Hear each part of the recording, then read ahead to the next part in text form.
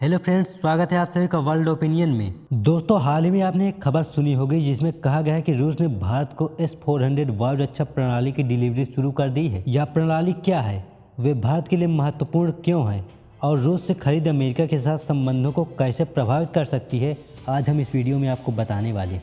S-400 वायु रक्षा प्रणाली को दुनिया की सबसे उन्नत वायु रक्षा प्रणालियों में से एक माना गया है। एक रूसी अधिकारी ने रविवार को दुबई में कहा कि S-400 वायु रक्षा प्रणाली, जिनमें से 5 को भारत ने 2018 में रूस से लगभग 5.5 अरब अमेरिकी डॉलर में खरीदा था, की डिलीवरी शुरू हो गई है और यह तय समय के अनुसार चल रही है।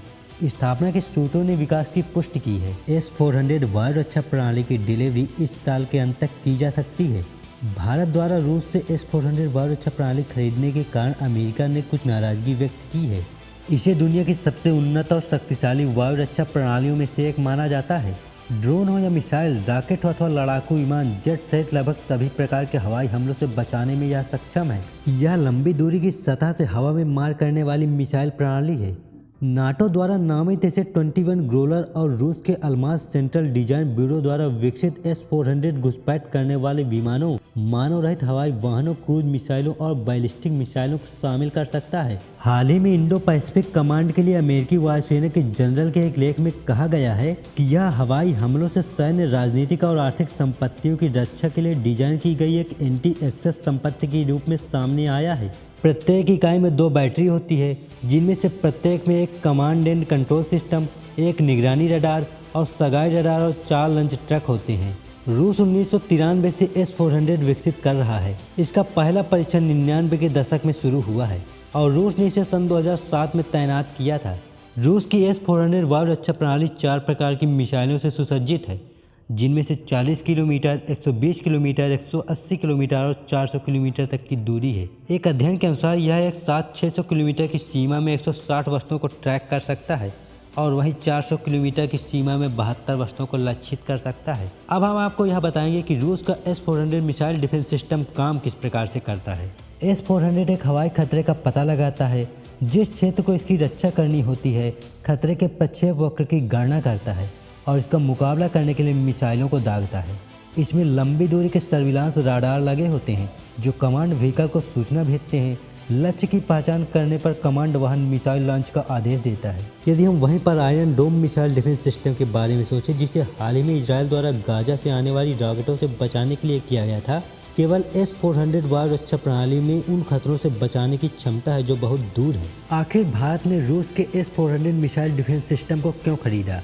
चीन या पाकिस्तान के लड़ाकू विमानों के हमलों से बचने के लिए think tank observer research foundation की फरवरी में एक रिपोर्ट में उल्लेख किया गया है कि भारतीय वायुसेना के दृष्टिकोण से, क्षमता या लागत के दृष्टिकोण से इसकी लंबी दूरी की वायु रक्षा आवश्यकताओं को पूरा करने में सक्षम कोई वैकल्पिक प्रणाली नहीं है। रिपोर्ट में S-400 वायु रक्षा प्रणाली की तुलना अमेरिका के MIM 104 पैट्रियट सिस्टम से की गई है, जिसमें यह उल्लेखित किया गया है कि मुख्य रूप से शुद्ध एंटी एयरक्राफ्ट भूमिका पर कम ध्यान देने के साथ मिसाइल रक्षा की ओर उन्मुख है। इसने कहा कि पैट्रियट के लिए 25 मिनट की तुलना में S-400 को 5 मिनट के भीतर तैनात किया जा सकता है। वहीं जहां अमेरिका की पैट्रियट की चाल 1.38 किलोमीटर प्रति सेकंड है, तो वहीं रूस के S-400 मिसाइल डिफेंस सिस्टम की चाल 4.8 किलोमीटर प्रति सेकंड है।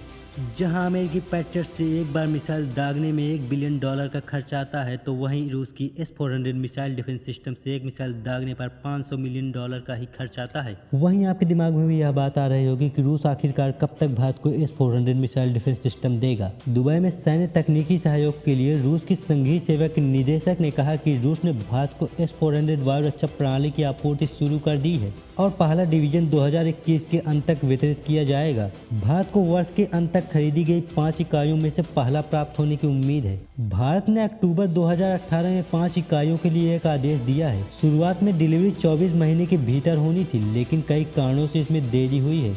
सरकार ने जुलाई 2019 में संसद को बताया, जब भारत ने रूस को पहली किस्त के रूप में लगभग 800 मिलियन का भुगतान किया था। वहीं सभी इकाइयों की अंतिम डिलीवरी अप्रैल 2023 तक होने की संभावना है। रूस के S-400 मिसाइल डिफेंस सिस्टम में कई देशों ने दिलचस्पी दिखाई है। बेलारूस ने सन 2007 में इसका अनुरोध किया और 2016 में पहला डिवीजन मिला। अल्जीरिया ने इसे 2014 में खरीदा और 2015 में पहली इकाई मिली। तुर्की ने दिसंबर 2017 में रूस के साथ एक ऑर्डर दिया था और जुलाई 2019 में डिलीवरी शुरू हुई। वहीं रूस से S-400 मिसाइल डिफेंस सिस्टम की खरीद में मिस्र, सऊदी अरब और कतर भी रुचि दिखा रहे हैं। भारत को चिंता इस बात की है कि चीन ने मार्च 2014 में एक आदेश दिया और 2018 में डिलीवरी शुरू हुई। पूर्वी लद्दाख में गतिरोध के दौरान जो मई 2020 में शुरू हुआ और अनसुलझा रहा, चीन ने कथित तौर पर वास्तविक नियंत्रण रेखा के साथ अपने S-400 को तैनात किया था। वहीं अगला प्रश्न यह है कि अमेरिका इससे खफा क्यों है। कई कारण है। एक तो कारण यह है कि अमेरिका चाहता है कि भारत रूसी रक्षा प्रणालियों पर अपनी पारंपरिक निर्भरता को खत्म कर दे।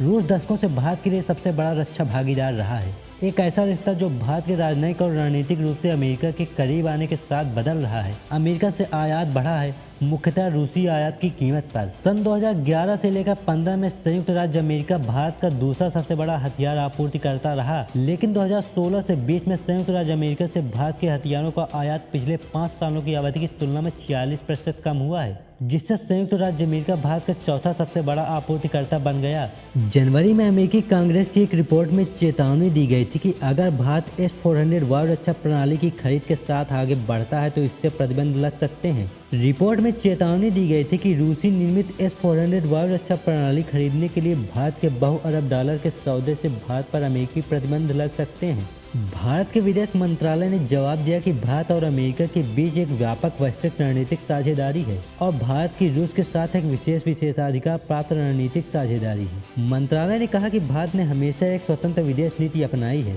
यह हमारे रक्षा अधिग्रहण और आपूर्ति पर भी लागू होता है, जो हमारे राष्ट्रीय सुरक्षा हितों द्वारा निर्देशित होता है। अब जब डिलीवरी शुरू हो गई है तो यह देखा जाना बाकी है कि अमेरिका क्या कार्रवाई करने को तैयार है, खासकर जब उसने चीन के उदय का मुकाबला करने के लिए इंडो पैसिफिक को अपना मुख्य क्षेत्र बनाया है।